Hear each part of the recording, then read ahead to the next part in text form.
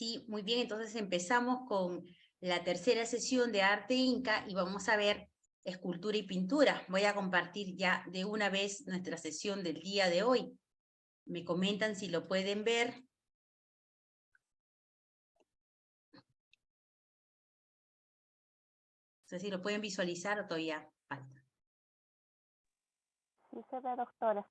Ya, muchísimas gracias. Bueno, aquí hay unas muestras de lo que vamos a ir observando sobre el tema del textil. El específico, hemos comentado que el día jueves a las 7 de la noche, el profesor John Rodríguez ya les va a pasar el enlace para los que quieran asistir. En realidad iba a ser una sesión grabada sola, pero dije, mejor los invito a ver si algunos pueden, pero igual lo vamos a dejar ya colgado el día sábado para los que deseen verla después, ¿no?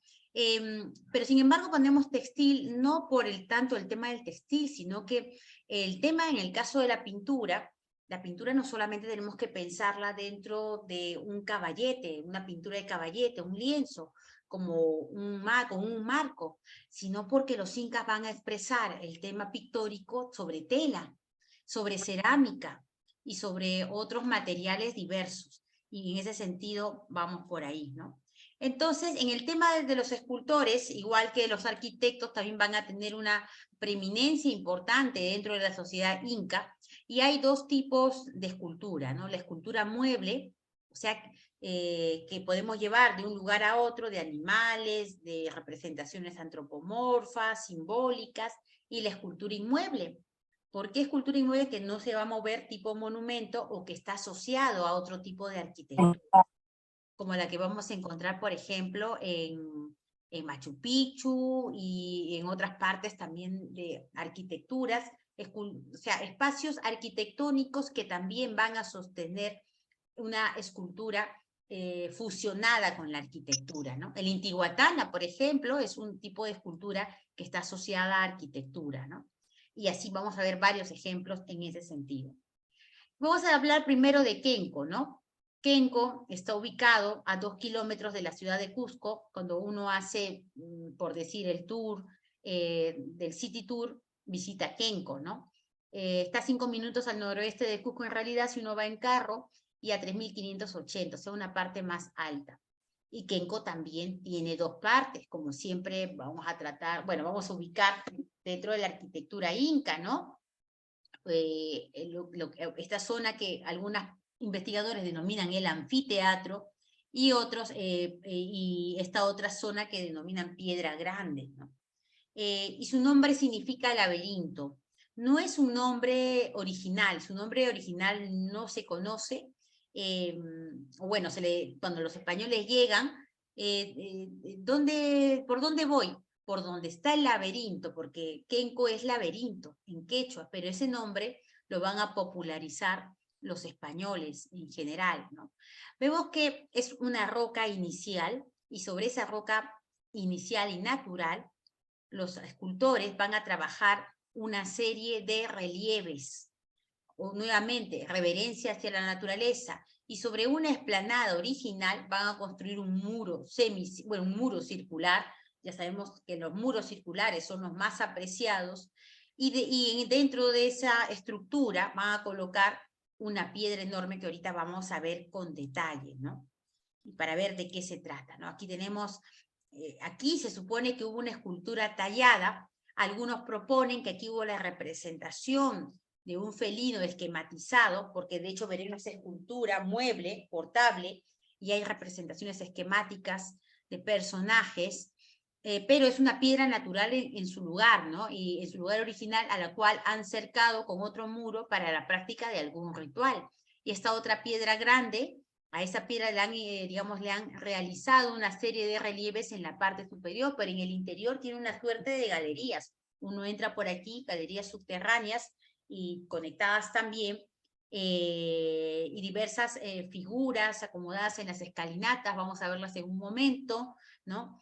Que difieren de la piedra natural, ¿no? Y aquí alrededor pues estará ese muro circular para el tema del ritual propiamente dicho. Aquí está, ahí hay una serie de relieves en la parte superior de esa piedra, ¿no? Aquí vemos el detalle del monolito exterior. Algunos presumen que aquí pues había un felino, que está la manito del felino levantada, ¿no?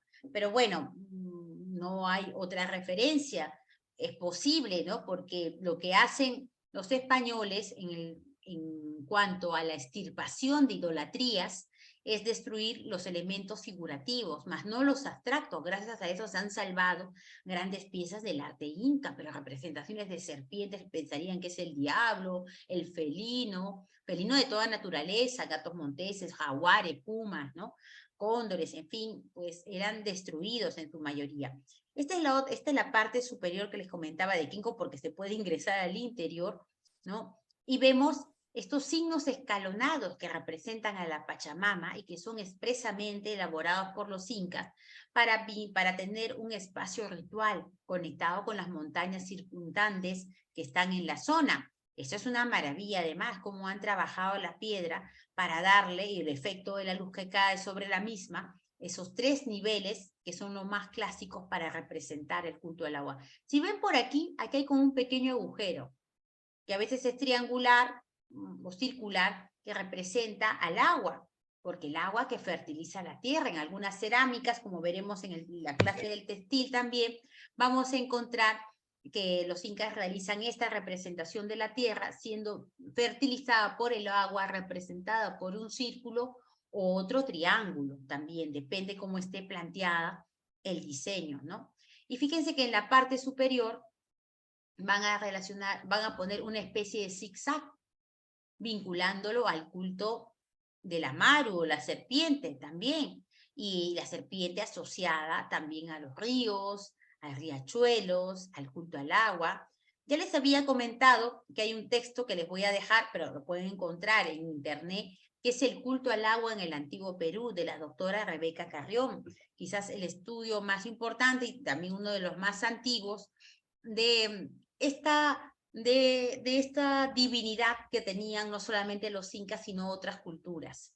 Y cómo es que la importancia que tiene el agua, obviamente, como elemento vital para el desarrollo de la vida y las actividades de estas sociedades, ¿no? Después, algo muy característico que lo vamos a ver desde Chavín y otras culturas precolombinas, son una serie de orificios donde se va a depositar el agua. El agua se deposita aquí y después, en forma ritual de serpiente, va bajando por otros espacios de Kenko, ¿no?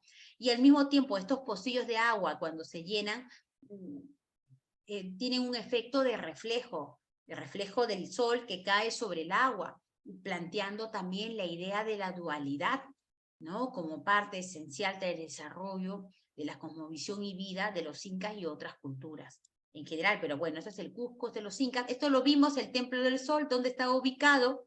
Ya hemos explicado esto de la adaptación de la arquitectura sobre la piedra.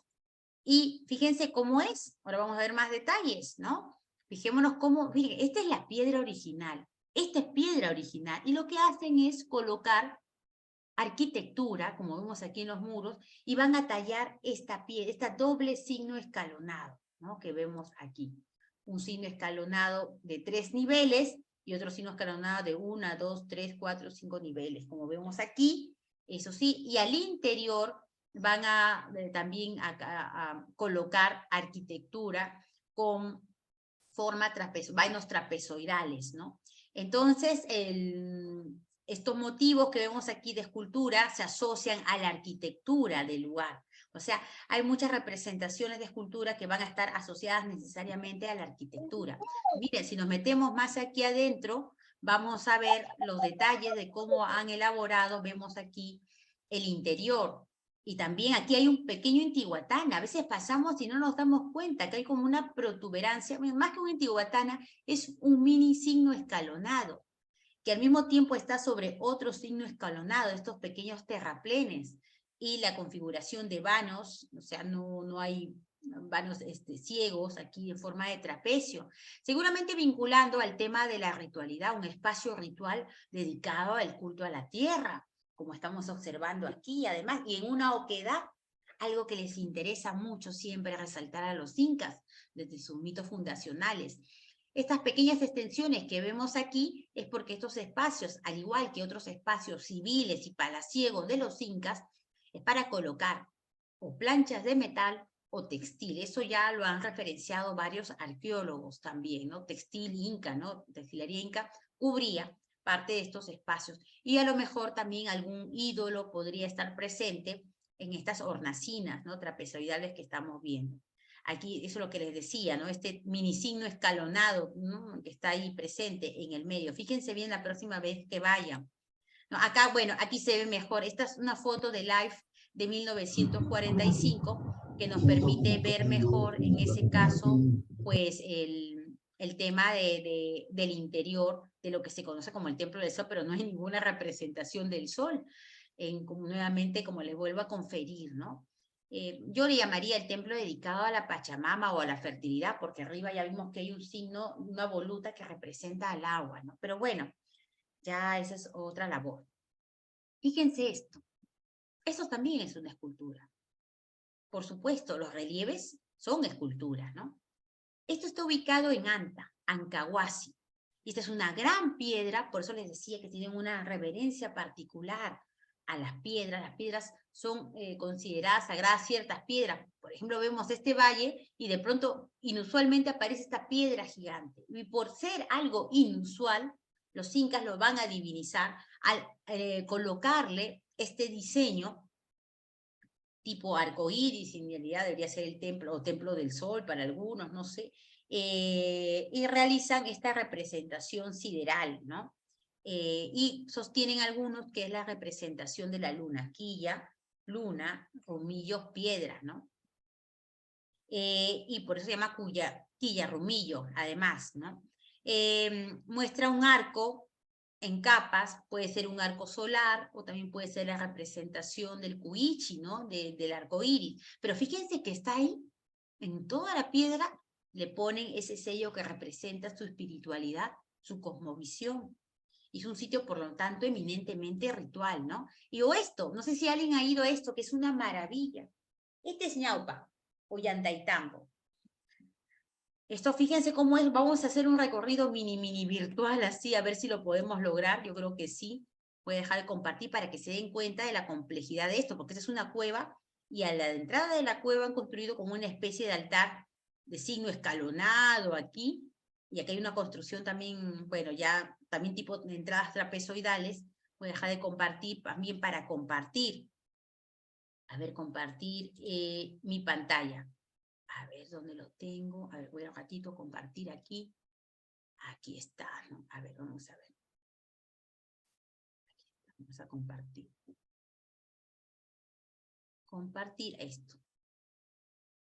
No sé si pueden ver mi pantalla, me comentan. Esto es Ñaupa, también conocido como Choquequilla, ¿no? Templo dedicado a la luna. Muy bien. Me voy a meter ahí en Choquequilla. Intentaré. Ahí voy a buscar por aquí. Ahí me voy a meter. Y nos vamos a ir. Vamos a ver si me he metido bien, a lo mejor me he metido a otro espacio que no es. Bueno, aquí lo tengo preparado. A ver, voy a meterme a otro espacio, mejor porque ya, imaginemos que me metí ahí. Voy a estar cargando la imagen un ratito. Un ratito, ahorita lo vamos a ver. No sé si lo pueden ver.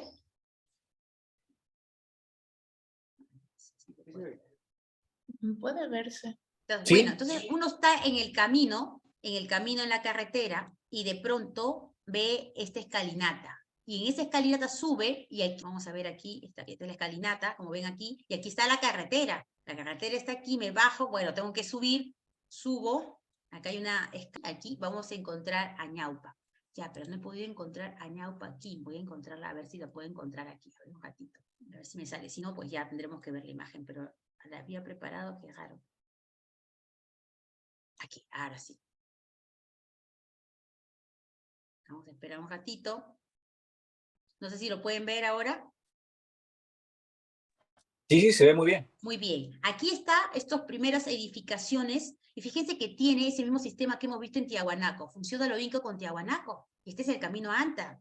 En fin, y aquí un escalonado con estas protuberancias, y aquí otro signo escalonado. Esa es una roca natural a la cual han trabajado estos detalles arriba, pero vamos a ver lo más importante e interesante. Es que delante de ese altar hay una oquedad, o sea, igual lo que hemos visto en el ingreso del templo de la luna en el Huayna Picchu, Machu Picchu. Y a esa oquedad le han construido, bueno, se ve un poco cuadrangular, pero es un ingreso, es como si ingresáramos dentro de la montaña, esa ventana dentro de la montaña, porque recuerden que en el mito de los hermanos Sayar salen de 4 ventanas de una montaña sagrada. Esa misma sintonía la tenemos aquí, fíjense, esto es peña pura y dura y acá continúa la caverna, si queremos llamarle así, y a la cual se ha construido estos espacios ciegos, en realidad esta arquitectura está adosada al muro, y este tipo de altar, que está por esta oquedad. Esto es algo constante. Hay otros espacios también que no vamos a poder ver, pero que mantienen los incas, ese sentido ritual, ¿no? Y esto no es un lugar administrativo, porque estaba en el medio del camino, como hemos visto, ¿no?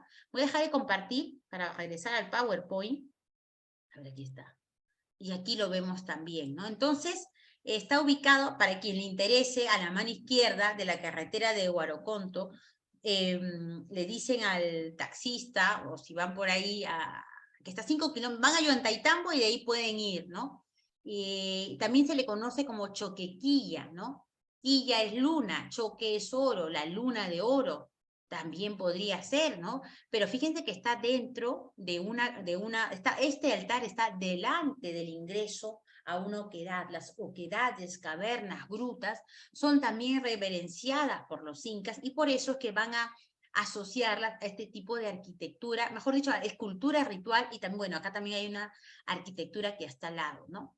Y es bien interesante cómo hay este planteamiento de siempre dejar ese signo escalonado, tallado sobre rocas inusuales que aparecen en los espacios. O sea, el artista que ha venido aquí ha dicho, acá hay una cueva y acá hay una roca, aquí tallo esto intencionalmente para tener en esta zona un espacio ritual de primer orden, ¿no?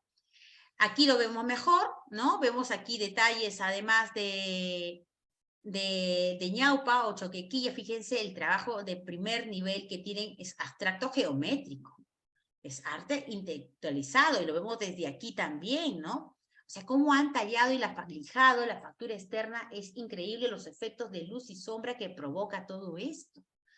Y esta va a ser la consonancia de parte de la escultura inca que está asociada, que no se puede mover, porque esto, claro, esto es exento, pero también hay escultura mueble, ¿no? Este es otro ejemplo, la piedra de Saigüite, que está en el camino, desde si uno entra, va en bus de Lima a Cusco, entra por Andahuayla y esta, felizmente que le han puesto una reja, antes no había ni reja. Y entonces es una representación, es un promontorio de piedra que han tallado en la parte superior y le han puesto unos orificios porque esta es una pacha. ¿Qué es una pacha? Puede ser de cerámica o de piedra, y es un recipiente ritual vinculado al culto al agua también, ¿no? Y bueno, pues aquí las cabezas ahora vamos a ver el diseño, el gráfico de los personajes han sido eliminadas. Había felinos, sapos, camarones, hombres. Ahorita vamos a ver la recreación, porque está asociado a lo demoníaco. Aquí podemos ver todavía el cuerpo de un felino y la cabecita, lo que ha quedado, ¿no? Y entonces el agua brota desde la parte superior y por estos lados fecunda la tierra que está abajo. Lo vamos a ver así, en la siguiente diapositiva. Ay, ¿qué pasó? Aquí está, ¿no? Los felinos están asociados también al culto al agua, porque Illapa, que es el dios del trueno, se pensaban que era el rugido del jaguar. El trueno, ¿no? El trueno. Illapa, el dios del trueno, que antecede la llegada de las lluvias. También personajes que son desprendidos de forma ritual, igual que hacían los mochicas y otras culturas americanas para sacrificarlos en búsqueda de la fertilidad, ¿no? También algunas lagartijas, algunas aves, también algunos sapos por ahí, en fin, ¿no? Aquí también unos camarones y cangrejos no sé si hay en el Cusco, no creo, pero están aquí asociados, andenes, también estos símbolos que están recreando el tema del culto al agua. Entonces, este es un gran simulador hidráulico simbólico que se encuentra en Abancay, ¿no? En el Valle de Curuguasi, pesa 12 toneladas y están labradas 207 figuras, imagínense, gradas, andenes, canales, colectores y otros, ¿no? Y por aquí sale el agua, por aquí sale el agua. Hay una réplica que está en Lima, en el distrito de San Isidro, en la cuadra 9 o 10 de Camino Real, para quien quiera verlo de cerca, y una réplica también a tamaño natural, para que se den una idea. Y entonces, fíjense esto, ¿no? O sea, cómo sincretizan el pensamiento religioso en una sola estructura. Y además hay otra cosa. No pensemos en encontrar naturalismo, porque no es un arte naturalista, es un arte que conceptualiza. la representación. Si vemos a estos felinos que están aparentemente sonriendo, no es que están sonriendo.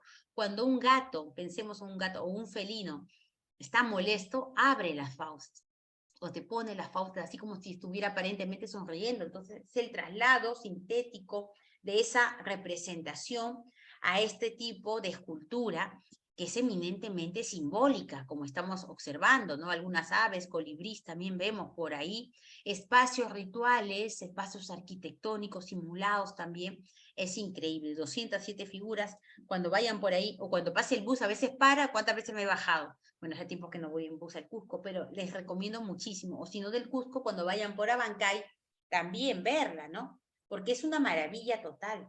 Entonces, si hubo este tipo de representaciones, debieron haber más también, y que por el tema de la representación figurativa de animales y personajes estarían asociadas al tema de las idolatrías, que trataban de extirpar con la evangelización, ¿no? Aquí tenemos la piedra de Sayhuite nuevamente. Y esto, que es una maravilla. Esto es Machu Picchu, y este es el templo del Cóndor.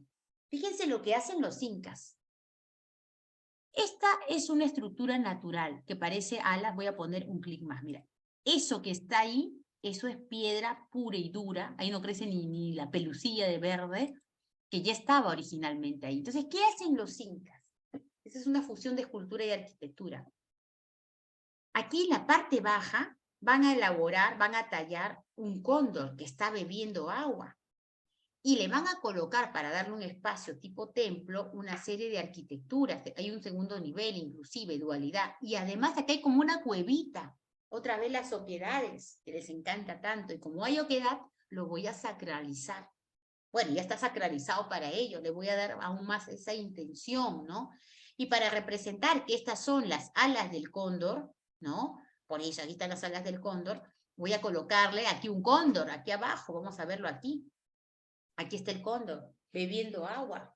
El agua, el culto al agua, para algunos investigadores era más importante que el culto al sol. Lo que pasa es que las representaciones solares, primero que debieron ser destruidas, o sea, no es que los incas no adoraban a otras divinidades, por supuesto que sí.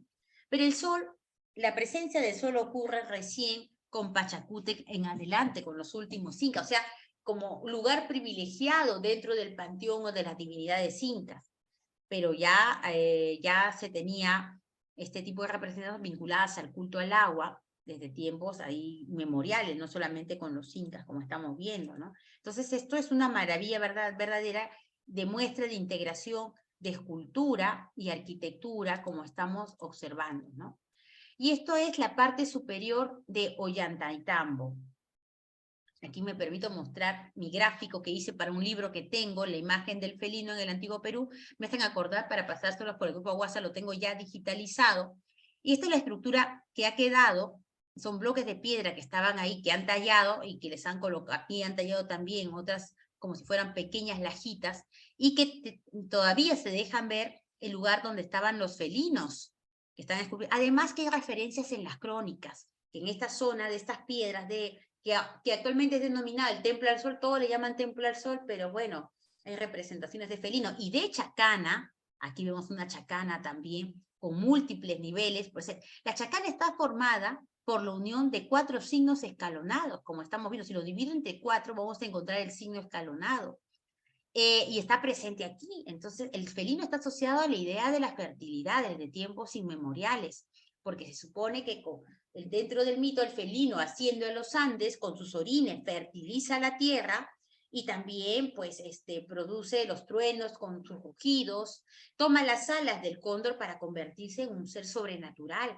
En México también vamos a tener al Quetzalcóatl, esa serpiente felino que vuela también está asociada a una representación felínica, ¿no? Y aquí también lo tenemos aquí. Entonces, cuando hice el libro y había leído la crónica y todavía ves las protuberancias, todavía se ven aquí las chacanas, ¿no?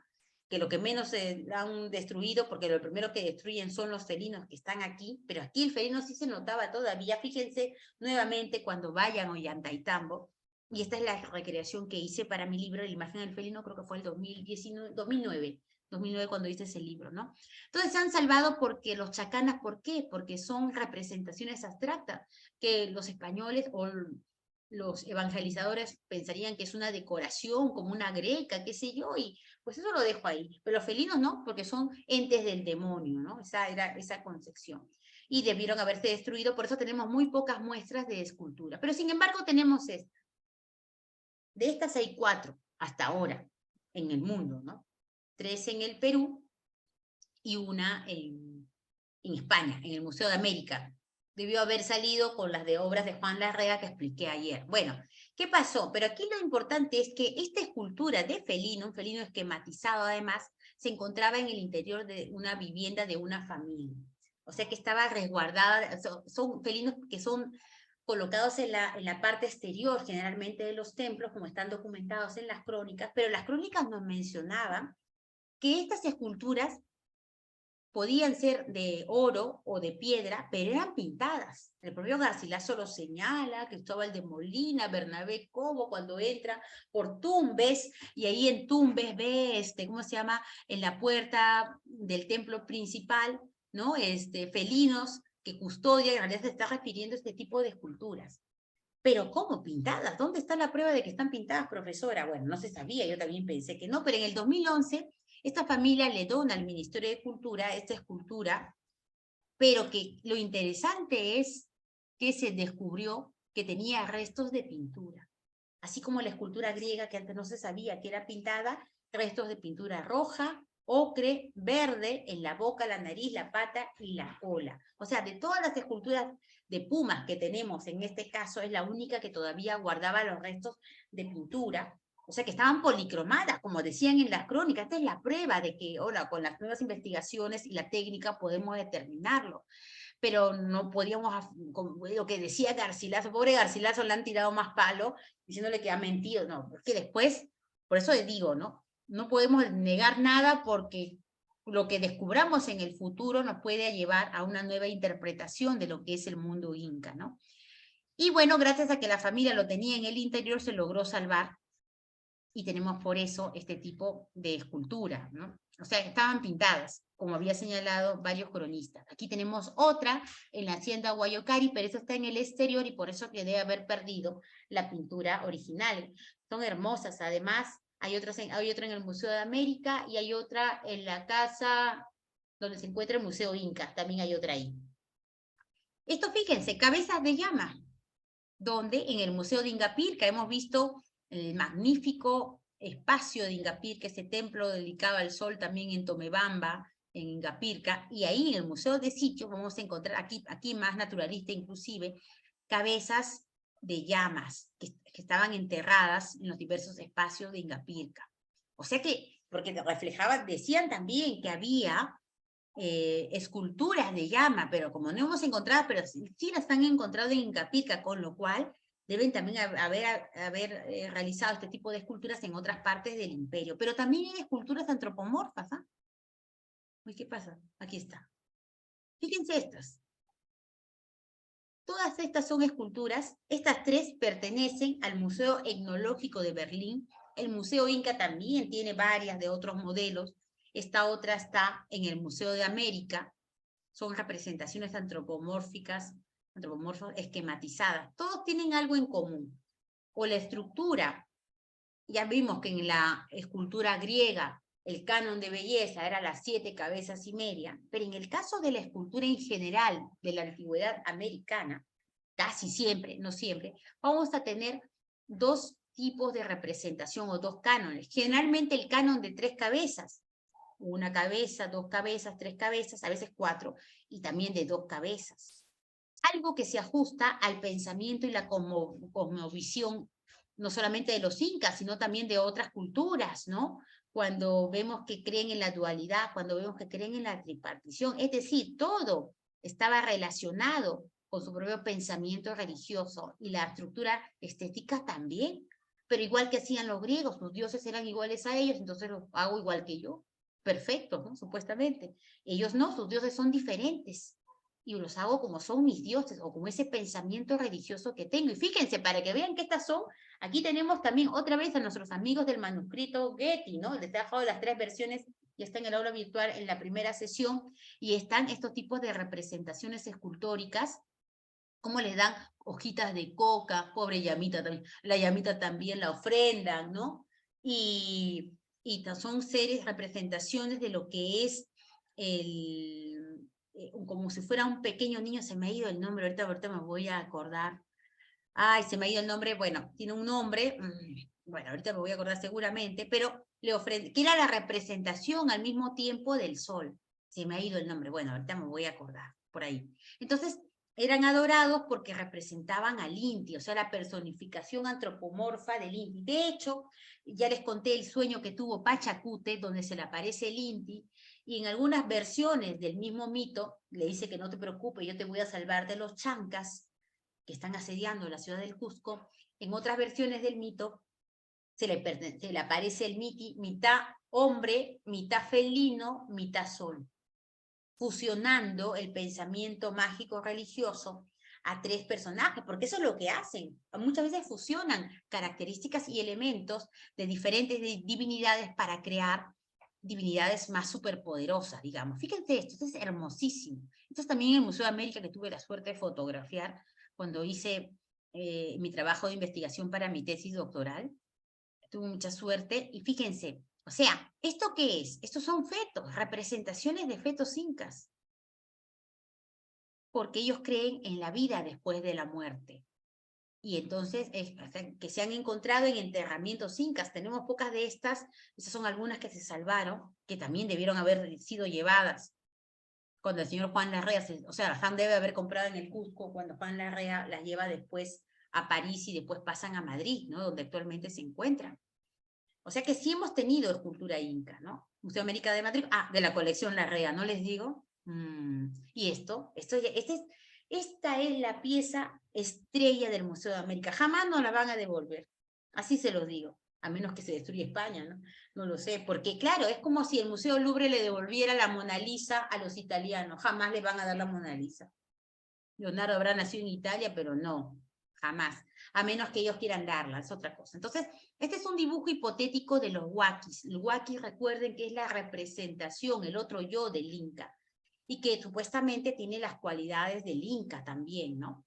Y ya les he mostrado esta imagen el día de ayer, y tiene el Yauto, ¿no? Tipo Mascaipacha también, este personaje que se asume, le han puesto la cabeza de Huiracocha, pero puede haber sido de cualquier gobernante en general, ¿no? Y una visión esquemática. Algunos piensan que ha tenido una intervención para ponerlo más figurativo, es posible, pero la piedra es originaria del periodo, ¿no? Fíjense, la altura de la cabeza, 36.50, un poquito más grande de una, bueno, mi cabeza a lo mejor es pequeña, depende, y ancho, 28 centímetros, casi natural, ¿no? Y entonces, esta es una recreación hipotética que ha hecho el Museo de Arqueología y Antropología del Perú, para que vean cómo eran este tipo, de estos se debió haber habido varias, como vemos el cuerpo solamente de una, y que obviamente va a ser destruida por el tema de la evangelización. O esto también es una pieza, es un mortero, este es un relieve escultórico de la serpiente, ese animal totémico tan importante de diferentes culturas de la antigüedad americana en general, ¿no? Y está presente, hay varias de estas, hay muchísimas de estas. Fíjense esta que es una belleza, que se encuentra en el Museo Británico. ¿Cómo las llevaron? No sabemos. Bueno, lo que pasa es que hay varios que sacaban obras, porque no les digo, vendían las obras. Nos han vendido los propios cusqueños, ¿ah? Eso no es tráfico, se vendían. La doctora Sara Ruiz Romero, que enseña en otro diplomado de museología, tiene su tesis doctoral justamente sobre el tráfico de piezas a inicios del siglo XX, no solamente de América, de varios países en Latinoamérica también. Y está documentado cómo salían estas piezas, porque como no había leyes de patrimonio, una vasija ritual con diseño de serpientes y además en forma de espiral, vinculándonos a esta idea y concepción del culto al agua. De estas hay varias, hermosísimas, además, ¿no?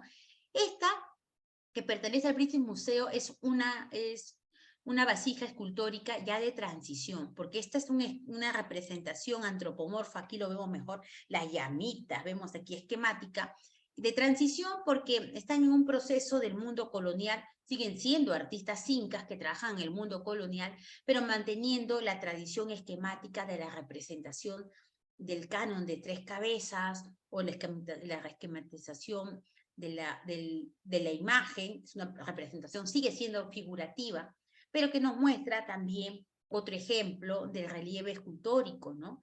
Que han utilizado en este recipiente, es una vasija ritual, ¿no? Lo utilizan para la casa, esto no lo tiene el pueblo, esto es para el rito. ¿Y quiénes participan del rito? La élite.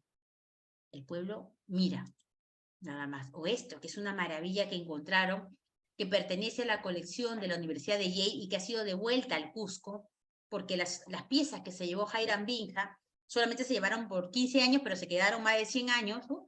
Y una repatriación durante el gobierno del presidente Alan García, se expusieron inclusive en Palacio de Gobierno. Yo fui como 3 veces a verla, y está esta maravilla, ¿no? Claro que ha habido figurativo, arte figurativo ha habido, no digo naturalista, figurativo, ¿no? El naturalismo es la copia de la realidad y lo figurativo es la esquematización de esa realidad. Y también vamos a encontrar mejor naturalismo en el futuro.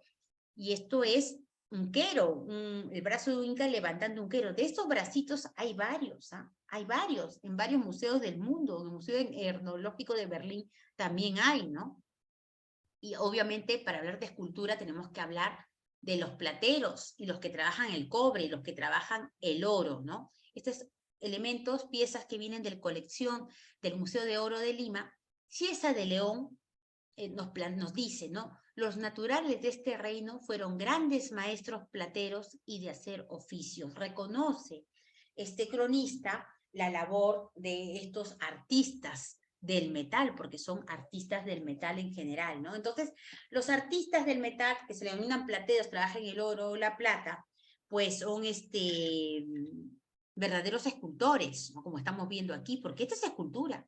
Si no supiéramos que es del arte inca, podríamos pensar que es una escultura contemporánea, conceptualiza lo que ve el artista. Y vamos a ver también los diferentes sistemas de ensamblaje, ¿no? Esta es una llama y esta es una alpaca tipo suri. O sea, no sé si han visto las alpacas tipo suri, tienen como unas trencitas tipo rastras que está tratando de imitar el artista. O representaciones figurativas, como las que vemos aquí, los famosos orejones, ¿no?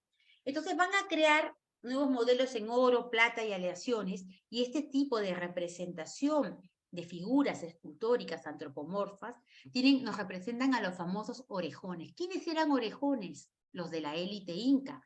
¿Por qué les decían orejones los españoles? Porque se deformaban. No sé si han visto que ahora también algunos jóvenes también se ponen aquí como algo para expandir el óvulo, porque los hombres sobre todo utilizaban grandes pendientes, grandes aretes y tenían que deformar el óvulo para introducirlo. Está presente también en culturas de Colombia, de Ecuador, esta deformación, y también en culturas como, por ejemplo, el señor Zipán, Moche, ¿no? Que para colocarse esos grandes aretes, pues tienen que tener un orificio muy grande para que pueda sostenerlo. Obviamente que tenían que amarrar, porque si no se les rompe el óvulo, ¿no?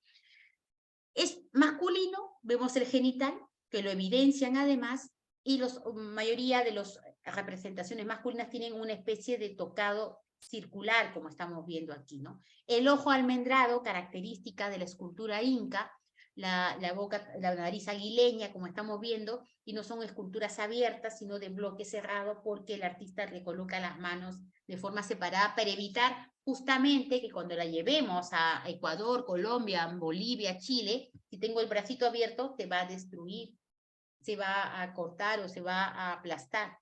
También tenían un sentido funcional, ¿no? El esquema de las 3 cabezas, 1, 2, 3, se repite, como en otras culturas de la antigüedad americana, y el gran aporte de los orfebres incas fue esto, hablando del aspecto técnico. Mandaron a traer a los grandes orfebres del Ecuador, del norte del Perú, ellos que trabajan pues el oro, la plata. Pero ¿qué pasa? Ellos trabajan sobre todo los del Ecuador eran más apreciados porque ellos ya habían trabajado en altura, Quito, pero los de la costa tenían un problema. En la costa, bajo la técnica que han utilizado de orfebrería, pues, y la altura es diferente. Entonces se les aplastaba, digamos, la constitución de la escultura en metal. Entonces lo que hacen para la altura es inventar esto, las guairas. Esta es una guaira real que todavía ha sobrevivido, que vamos a poder encontrar todavía, me parece, en algunas comunidades del sur del Perú, y también creo que he visto por ahí, no sé si me equivoco, en el norte de Chile, pero creo que es para el lado de Bolivia, no recuerdo bien. Guaira significa viento en quechua, ¿no? Y son pequeños hornos portátiles que como para que, digamos, el metal pueda ser fundido adecuadamente, ya que estamos en altura, entre por ahí el aire, ¿no? Y permita después el trabajo de la pieza, ¿no? Y vamos a ver esto, que esto además, fíjense la estructura que tiene, es como una mini chimenea con un pedestal, ¿no? Con guaira fija, también hay guairas portables, aquí tenemos una foto todavía, que a inicios del siglo XX se seguían utilizando las guairas para trabajar el metal en el Perú, y después tenemos este detalle, una pintura donde vemos que están trabajando las guairas tanto los españoles como los incas, ¿no? Es súper interesante además, ¿no? Y es un elemento técnico que ayudó, que coadyuvó para la realización de estas esculturas en metal antropomorfas que hemos estado viendo. Fíjense la variedad, ¿no? Se hacían de a dos, como los queros, los vasos queros, la dualidad está presente. Estos son masculinos, también hay femeninos. Los femeninos tienen otra estructura. Este que es una maravilla, que se encuentra en el Museo White Branly de París, ¿no? Hay pocos de estos, pero hay que tienen asociados taquillactas para trabajar la tierra, o esta mazorca de maíz, es masculino, como vemos, y siempre tienen ese mismo tocado, y las orejas o los orejones presentes, ¿no?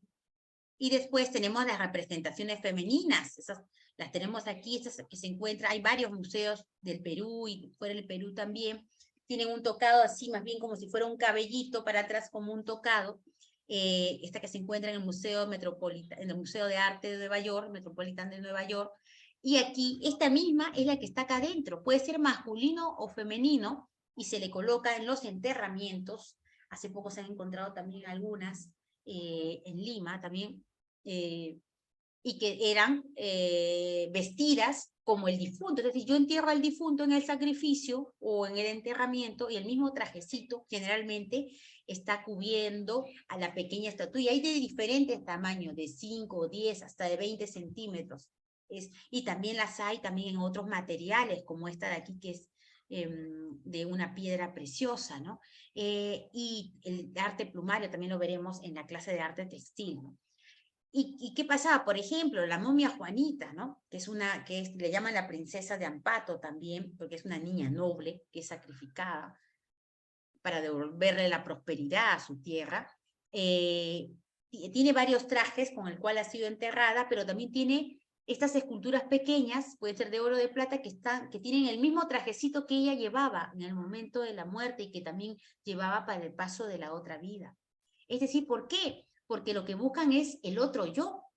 Este es el otro yo. Esta imagen con estas plumas, que es vestida igual que el difunto, es el otro yo del difunto. El tema de la dualidad lo llevan hasta el paso de la otra vida, hacia el paso hacia lo que es la muerte. Y esto es un librito que está en la Biblioteca Nacional y está digitalizado, a ver si se los comparto, pero está digitalizado en el Ministerio de Cultura de Perú. Uf, cuántos años tuve que hacer calco de esto porque no permitían fotocopia en la Biblioteca Nacional. Un libro que hace Abraham Valencia en 1981, y nos permite ver cómo era el ensamblaje de estas piezas incas, ¿no? O sea, no es una pieza única, van creando láminas porque son huecas, por eso son muy delicadas, y las van ensamblando, ¿no? Esto es, ya se lo dejo ahí también para que lo tengan, ¿no? O también cómo se ensamblaban, ¿no? Las piezas de metal femeninas también, por dentro es hueco, y después terminan cincelando, ¿no? El material, como un rompecabezas, este tipo de piezas, ¿no? Bueno, hablaremos de la pintura, estamos llegando casi al final, ¿no? La pintura va a tener no el soporte que hay en Europa, sino la cerámica, el metal, la propia arquitectura, también pintura mural. Y cuando ustedes vean estos platos que tienen este tipo de decoración, son los famosos platos chuas, ¿no? Y hay diferentes diseños, ahí les voy a dejar una lectura también sobre la pintura en cerámica y los modelos de cerámica. Ya vimos ayer cómo el pionero de escribir sobre la cerámica inca es el señor Hiram Bingham, con esa primera clasificación, ¿no? Pero bueno, entonces la cerámica va a servir para expresar el contenido mágico religioso también. Son figuras estilizadas, muchas formas geométricas, pero mucha representación también de plantas, insectos como abejas, como mariposas también, porque son entes que propician la polinización y también la fertilidad, ¿no? Vamos a encontrar también algunos animales estilizados como las lagartijas, también colibríes, en fin, ¿no? Ahí les voy a dejar un texto para que lo lean también, ¿no? O estas de aquí, bagres, porque forman parte de la alimentación de la comunidad, o con ajís o con camotes. O estos espacios también que están que mantienen el tema de la cuatripartición, ¿no? Estos que se encuentran en diferentes museos del mundo, porque hay muchos tipos de platos con estas formas expresivas de color, figurativas, como estamos observando. Esa es una belleza que se encuentra en el Museo de Pumapunco, que es otro espacio inca, en la zona norte del imperio, en Ecuador. Esta cerámica inca, hasta ahora que me acuerdo cuando la vi, que es muy parecida además la representación del jaguar, como hay algunas piezas que se encuentran en el Museo Inca. Pero fíjense que la parte de abajo, cómo hacen la esquematización de la representación humana. Vamos a volver a esta pieza cuando veamos el tema de los queros, que veremos cortamente también el día jueves, y que mezclan con elementos. Esa es la representación del Inca, esos hilitos que van hacia arriba es arte plumario, la representación de un tocado plumario, y también su cetro, ¿no? En fin, y aquí otra cerámica inca que muestra también a un loro comiendo un maíz, ¿no? Me recuerdo que mi papá es de Urcos, del Cusco, y con su tío me contaban, odiaban a los loros. ¿Por qué los odias, papá? Porque ellos se venían y se comían nuestro maíz, y el maíz es un elemento sagrado, ¿no? Y ya los loros saben, donde la tierra es fértil y ha dado maíz, ahí se acercan. Y por eso el loro y otras aves también de esa naturaleza van a estar asociadas al tema de la fertilidad, porque saben que ahí es una tierra fértil, ¿no? O la representación de cantutas esquemáticas, como vemos aquí, con otras representaciones geométricas. Aquí esta representación, triángulos generalmente, no siempre, estarán asociadas a la representación de las montañas, ¿no? Como vemos aquí, ¿no? Pero bueno, eso un poquito más lo vamos a ver con los queros, y los textiles voy a aprovechar para explicar. O que es una maravilla, ¿no? Esta pieza, la foto no traduce lo que cuando uno ve la pieza en directo, porque aquí resume ese pensamiento mítico y religioso que viene desde los albores de la civilización en América. El felino, ¿no? La serpiente y un ave. Trilogía totémica, que vamos a encontrar asociada o por separado en las diversas culturas de la América antigua. Y aquí abajo, abejas, porque la abeja también está vinculado al tema de la fertilidad. Las aves también van polinizando, aparentemente era un colibrí, no se sabe por el piquito que está roto. Van polinizando, o cuando se van trasladando de un lugar a otro, siempre se trasladan a lugares que tengan prosperidad para poder alimentarse, ¿no? La serpiente también está asociada al culto al agua, o las serpientes que vuelan cuando toman las alas del cóndor o de otras aves rapaces, los felinos también. Y esto es una pacha. ¿Qué es una pacha? Lo que hemos visto, esa piedra grande, esa Salhuite, es una piedra que está simbolizando el culto ritual al agua. Entonces yo pongo aquí el agua, o la sangre, o lo que fuera, inclino la cerámica que vemos aquí, y por estas boquitas sale el agua para fertilizar supuestamente una tierra que quiero bendecir para que sea próspera, ¿no? Y así vamos analizando también. O los aríbalos también, que son elementos importantísimos dentro del ritual inca, ¿no? ¿Por qué le dicen aríbalos? Porque eran muy parecidos a los aríbalos greco-romanos. Y aquí vemos también cómo eran llevados. Estas orejitas son para poner una cuerda, y aquí generalmente, fíjense, en la parte baja, después del tronco superior del aríbalo, vamos a encontrar la cabeza de un felino, más naturalista o más esquematizado, porque el felino está vinculado al culto al agua y al tema de la fertilidad. Bueno, la chicha se colocaba aquí. Después vamos a encontrar signos escalonados. Ven acá un signo escalonado solamente de 2 niveles, tiene una bolita. ¿Qué significa esto? El círculo es la representación del agua. Ya lo he publicado además, y otros investigadores también. Y cuando vean este signo escalonado, puede ser de 3 o de 2, que tiene una bolita, es que esa tierra es la Pachamama, ha sido fertilizada además, ¿no? Aquí, pues, libélulas, abejas, mariposas, también podemos encontrar también en otros aríbalos, que están vinculadas al tema de la polinización y fertilidad, los opuestos, la dualidad también, y también vemos cómo estos portadores de aríbalo también muy bien vestidos porque están al servicio del imperio, ¿no? Pero los aríbalos tienen algo en común. Fíjense, acá tienen como una protuberancia en la parte de abajo. Bueno, acá hay otros también que muestran también otros elementos de aves. Aquí otra vez el felino. A veces el felino solamente se le ven los dos ojitos y la nariz o la boca, ¿no? Son modelos que se van repitiendo, como estamos observando. Y fíjense las partes del aríbalo. Esta también es la esquematización del ojo del felino, ¿no? Este es del Museo Regional del Cusco.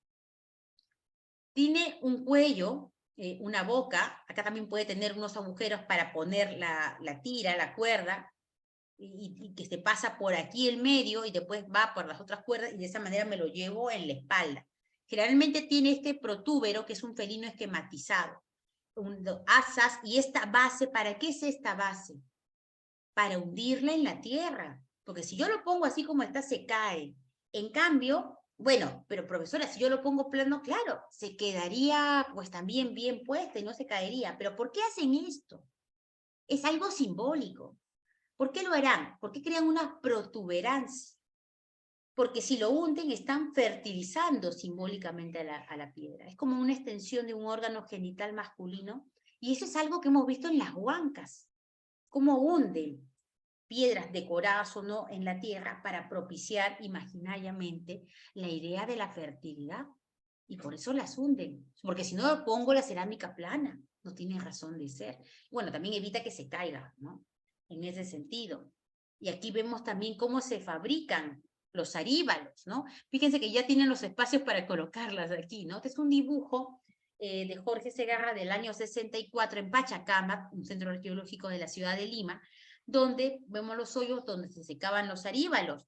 Y claro, son cerámicas que tienen partes, las ensamblan, ¿ven? Al final ponen la protuberancia con la cual van a hundirla al piso, ¿no? Y ya después se cocinan y después ya las pintan, ¿no?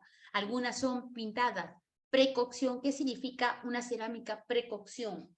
Que cuando ya he hecho toda la cerámica, la he pintado y la meto al horno. Ese tipo de cerámica, en cualquier cultura de la América antigua, la pintura no se va a salir o va a ser más difícil que se salga. Ejemplo, precocción, la cultura nazca. Pero en cambio, ustedes han visto cerámica que se desprende la pintura. Eso es postcocción. Una parte de mocho ha sido precocción y otra postcocción, por citar un ejemplo, ¿no? De cerámica. Entonces los incas tenían de las dos formas, por si acaso. Tenían muchas precocción y otras postcocción, ¿no? Cada quien tiene su manera de realizar, ¿no? También, ¿no? Es difícil, precocción es muy difícil, se nos puede derretir el color también.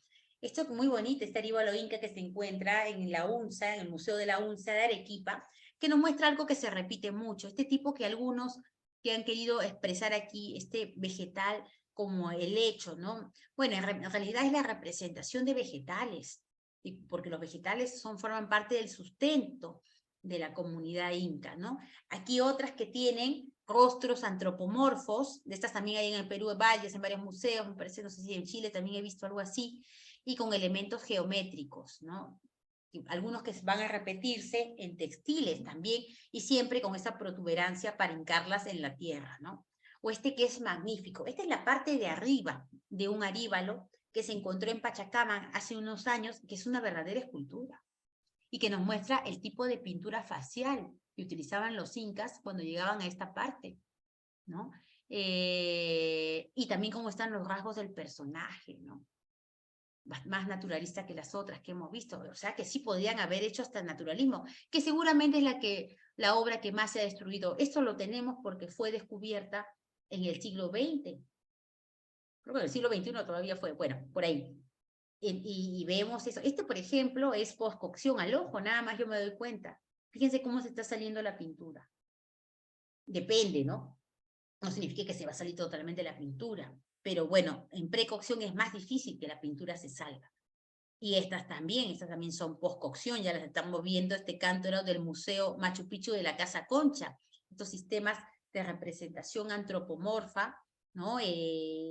Como es que estos cántaros también son sagrados, porque tienen una decoración que está vinculada con sus divinidades, el culto a la Pachamama, la tierra, la fertilidad, y también son representaciones antropomorfas de seres divinos, o sea, es un mundo totalmente místico, ¿no? Este que se encuentra en el Museo de Bolivia, eso qué lindo, cuando lo vi dije, es que aquí está mejor, ¿no? Plantas de diferente naturaleza y el rostro seguramente de un dignatario de allá, un señor Coya, seguramente que asoció o fue asociado a su territorio al imperio, ¿no? O sea, en los lugares del imperio había que poner su sello. El aríbalo es un tipo de cerámica de primerísima importancia para demostrar la presencia de los inca en los lugares conquistados. El museo es un museo maravilloso en La Paz, traten de visitarlo. Y estos de aquí que se encuentran, este es en Ingapirca, hermoso también con estos tableros tipo ajedrezados. El sistema ajedrezado, cuando vemos el tema de textil, está vinculado al tema de la guerra. El Inca utilizaba un traje ajedrezado, o sea, los trajes eran diferentes para cada actividad. Y en esto también vamos a ver si tenemos aquí esta representación ajedrezada, podremos vincularlo con el tema de la dualidad y también con el tema de la conquista militar, ya que así se presentaba el Inca ante su pueblo o a los pueblos que iba anexando al imperio, ¿no? Aquí, pues, representaciones de monos, los monos también están asociados al tema de la fertilidad. ¿Ustedes saben por qué el mono está asociada a la idea de la fertilidad? A lo mejor estoy hablando y a lo mejor no lo sabemos. ¿Alguien sabe? Porque vamos a encontrar representaciones de moros desde Caral, en las flautas de Caral, en Nazca, en México, en Ecuador, en todas partes vamos a encontrar representaciones de monos. Les comenté, pues, que el investigador Julio Cetello planteaba que el origen de la religión en el mundo andino venía de la selva. Los monos vienen de la selva, no viven en la costa, en la sierra, a menos que lo traigamos, ¿no? Ya. Entonces, ¿por qué? Entonces, al que le interese este tema, hay que investigar la botánica, la zoología del mundo de la selva. Ecuador también tiene selva, Colombia también, ¿no? Entonces, ¿qué pasa? El mono, bueno, ciertas clases de mono no hay que generalizar. Cuando vienen las lluvias, comienzan a gritar. Es decir, el mono en la selva anuncia la llegada de las lluvias.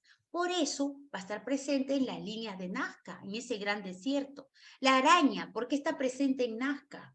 Porque las arañas, cuando viene la marea, sube la marea, se ocultan. Y si viene la marea, puede traer otro tipo de pesca para la comunidad y también está asociada al tema de la fertilidad. Las arañas en la selva también se esconden cuando viene la lluvia. Tú ves las arañas cuando están escondiendo, ya va a llover, igual que los gritos del mono. Por eso es que son ejecutados y representados en diferentes culturas de la antigüedad americana. Y por eso los vamos a ver asociados. El mensaje final de toda la religión en la América antigua es el tema de la supervivencia, vinculado o asociado a la imagen de la fertilidad. Los sacrificios que se hacen en México son para eso. Las representaciones de los dioses mexicanos, colombianos, ¿no? Ecuatorianos, en fin, son para eso también, porque hay que sobrevivir.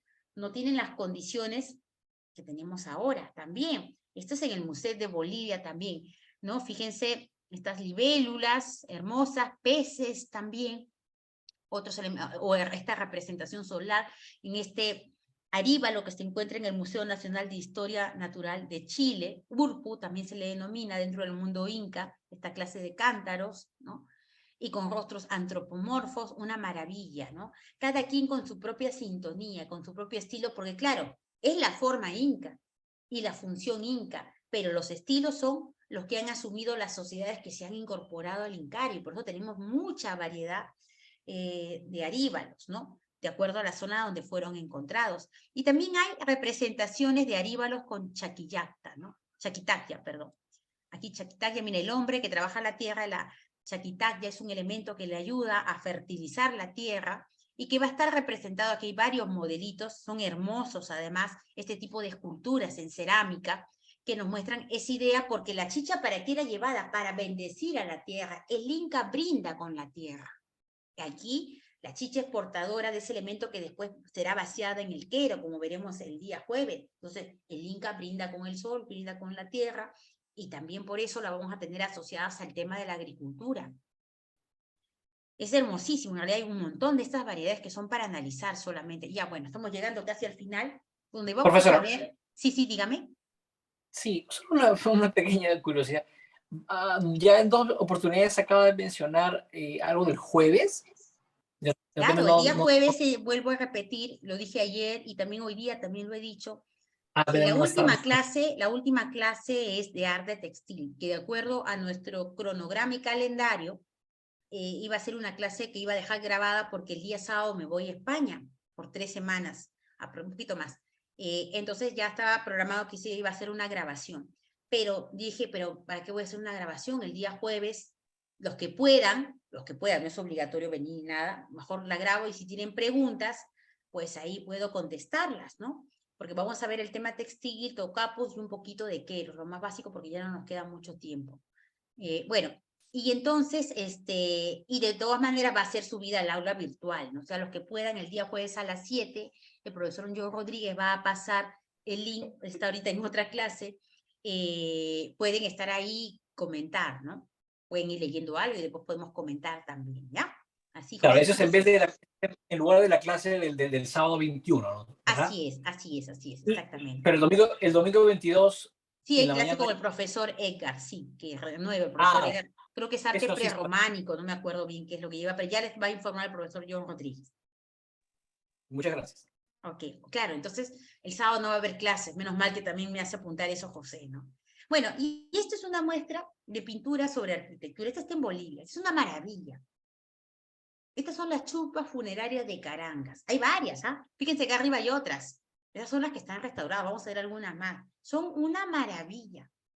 En realidad, como les dije, el Inca no destruye la arquitectura local, porque este tipo de chulpas son, pues, collas, ¿no? Pero lo que hacen los incas es, tengo que poner mi sello de lo inca. Entonces, pinto sobre las chulpas, sobre la arquitectura inicial. Las enluzco, le pongo un enlucido y pinto representaciones incas. Entonces, ahí pongo mi sello, que yo estoy aquí, yo domino aquí, ¿no? Aquí también vemos estos mismos motivos. Este es un aríbalo ubicado en un museo en Chile, ¿no? Del sitio de Utah, vemos los mismos diseños. Aquí también tipo ajedrezado, también algo abajo. Son una maravilla. Fíjense que cómo te subes arriba. Es increíble. Y bueno, de estas hay varias, perdón, me he olvidado decir, ¿no? Me he olvidado de traer del motivo, tengo un recipiente que tiene el motivo de aquí, que está planteado en esta pintura mural, en esta arquitectura, me he olvidado, pero bueno, ya queda para otra edición, no me he olvidado, pero bueno. Y después, para terminar, tenemos el Poquencancha. ¿Qué es el Poquencancha?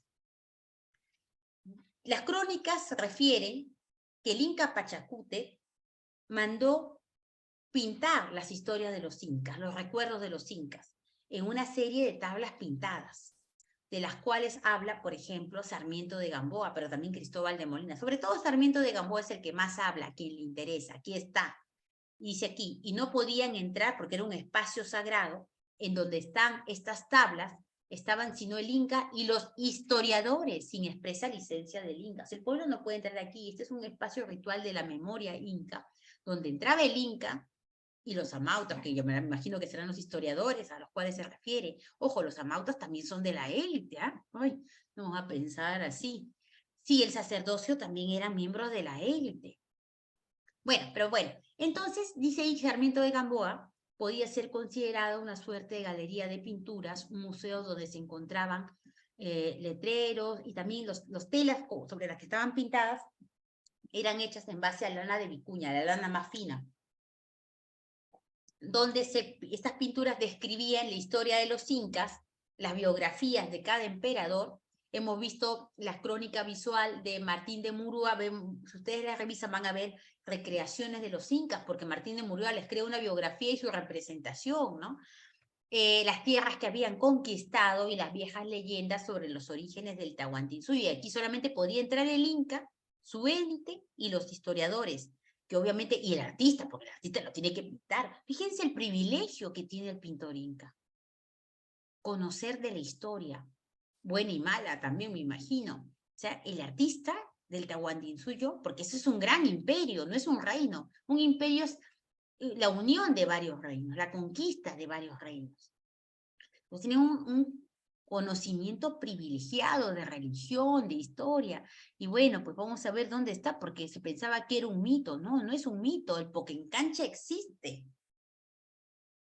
esta es una foto antigua, porque hasta ahora creo que ya han cambiado, me imagino que ya deben haber cambiado, pero hasta hace pocos años estaba este letrero cuando el Ministerio de Cultura era el Instituto Regional de Cultura de Cusco, el sitio arqueológico monumento, ¿no? Y aquí dice además en ese mismo letrero, ¿no? Poquencancha, Poquen nomina la primera leche de los mamíferos o deriva de los poques, nombre propio de un pueblo antiguo que habitó este valle.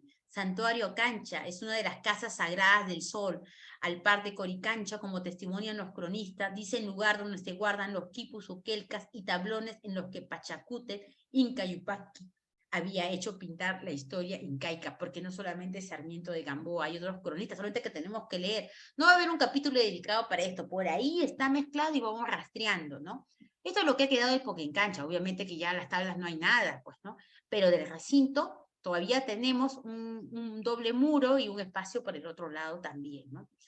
De esto hablan varias crónicas y que mencionan, o sea, lo que pasa es que hay pintura mural, ya no me queda tiempo para mostrar otras, así como hemos visto Ñaupa, ese camino Ollantaytambo donde hay escultura, algo así, en el medio del camino vamos a encontrar a veces algunas representaciones esquemáticas de incas en pintura sobre roca, ¿no? Eso ya no me alcanzó tiempo, a ver si les mando por el grupo WhatsApp, y antes que me olviden, ¿no? Este está en el barrio de Santiago para que le interese en la urbanización La Pradera, segunda etapa, ¿no?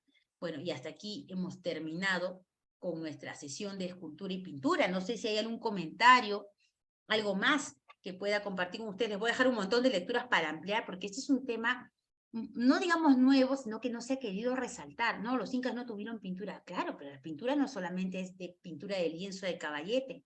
La pintura mural es pintura, la pintura sobre cerámica, la pintura sobre metal, la pintura sobre piedra. No se sabía que estas esculturas estaban pintadas. Y la escultura no solamente es escultura de bulto, también puede estar asociada a la arquitectura, a los relieves, y en fin. Y es bastante amplio y seguramente va a dejar mucho testimonio con los nuevos descubrimientos. Eso sí nos va a ayudar muchísimo para seguir redescubriendo el arte inca. Muy bien, si no hay ninguna pregunta adicional, voy a subir las sesiones del día de hoy. Y el día jueves, como les vuelvo a repetir, para los que quieran, voy a hacer la clase de arte textil. Iba a grabar solita, pero bueno, si gustan, a las 7 de la noche ya les mandará el profesor John Rodríguez el enlace, ¿no? Muchísimas gracias. Nos vemos entonces el día jueves, si no, ya nos vemos dentro de 3 semanas que regreso de España. Hasta luego. Chao. Muchísimas gracias. Gracias, doctora. Éxitos. Muchas gracias, que lo vea muy bien. Muchas gracias, profesora. Nos vemos. Buen viaje, profesora. Muchas Buen gracias, viaje. profesor.